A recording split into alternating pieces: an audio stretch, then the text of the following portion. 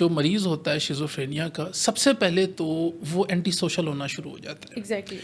وہ لوگوں سے ملنا کم کر دے گا، زیادہ ٹائم اپنے کمرے میں اسپینڈ کرے گا. ایون گیسٹ تو بہت دور کی بات ہے، مہمان، وہ اپنے گھر والوں سے ملنا جلنا کم کر دیتا ہے.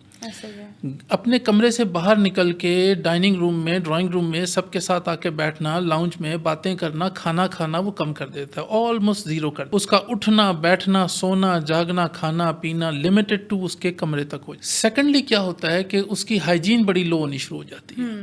وہ نہانا دھونا، بال بنانا، خط کروانا، ٹوتھ برش کرنا، ناخن ٹرم کرنا، کپڑے چینج کرنا، یہ بالکل کم کر دیتا ہے. اس حد تک کہ جو شیزوفرینیا کا مریض ہوتا ہے، جب خاموشی سے لائٹ آف کر کے کمرے میں بیٹھا ہوا پراپر اس میں اسمیل آ رہی ہوتی ہے، اور وہ کسی کو پسند نہیں کرتا کہ کوئی میرے کمرے میں آئے، میرا جو اس نے ایک چھوٹا سا ایک کمفرٹ زون بنایا ہوتا ہے اس کو توڑ کے اور مجھے کوئی کریکٹ کرے. پھر اس کو ایسا محسوس ہوتا ہے کہ لوگ اس کا نقصان چاہتے ہیں. وہ انسیکیور محسوس کرتا ہے، کھانا پینا چھوڑ دیتا ہے، گھر سے کھانا پینا وہ چھوڑ دیتا ہے. اس کو ایسا لگتا ہے کہ گھر سے جو مجھے ڈائٹ مل رہی ہے، میلز مل رہے ہیں، کچھ چائے کافی مل رہی ہے، اس میں گھر والوں نے کچھ ملایا ہوا ہے. سو اس حد تک وہ آپ یہ دیکھیں کہ آہستہ آہستہ اس کا ڈس فنکشنل ہونا سامنے آ رہا ہے. اس کے علاوہ وہ بہکی بہکی باتیں شروع کر دے گا. اگر اس کی فیملی یا گیسٹ یا کوئی اس کے نیبرز یا اس کے کوئی فرینڈز آتے ہیں بیٹھتے ہیں تو وہ بہت بہکی بہکی باتیں کرے گا. سم ٹائمز ریلیجیس گرینڈیوسٹی ہوتی ہے، اس کو ایسا محسوس ہوتا ہے کہ وہ روحانی طور پر بہت اوپر لیول پہ کہیں کنیکٹڈ ہے،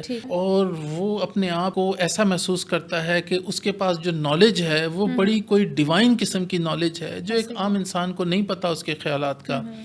اس قسم کے اس کو وہم آنے شروع ہو جاتے ہیں، اور وہ یہ بھی کہتا ہے کہ عام بندوں کو کہ آپ کو میری بات سمجھ میں نہیں آئے گی. ڈیلوژنل ہو جاتا ہے، وہ اپنی دنیا میں رہنا شروع کرتا ہے، اس کو ریالٹی انٹیکٹ رہتا ہی نہیں ہے. اس کے خیال میں، مریض کے خیال میں جو وہ سوچ رہا ہے وہ بالکل ٹھیک ہے.